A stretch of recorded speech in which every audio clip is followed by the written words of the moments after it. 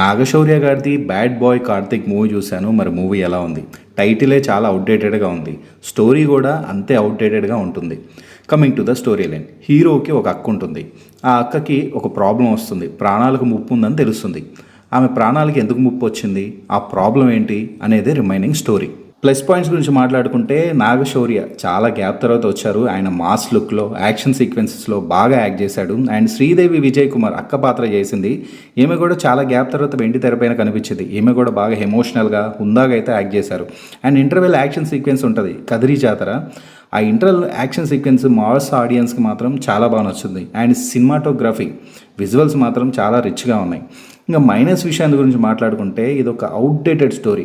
ఒక 10-15 ఏళ్ల క్రితం నాటి రొటీన్ ఫార్ములా ఉండటం వల్ల మనకైతే చాలా బోరింగ్ అనిపిస్తుంది.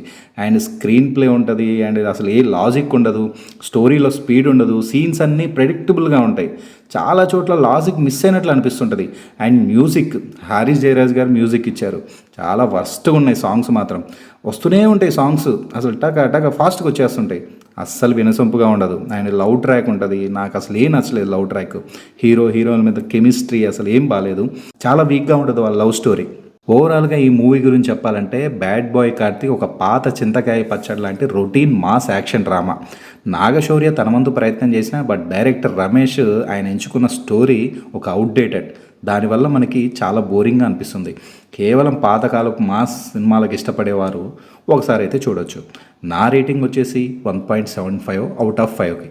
సో ఇది అండి మూవీ రివ్యూ. ఈ రివ్యూ మీకు నచ్చితే లైక్, షేర్ అండ్ సబ్స్క్రైబ్ చేసుకోండి.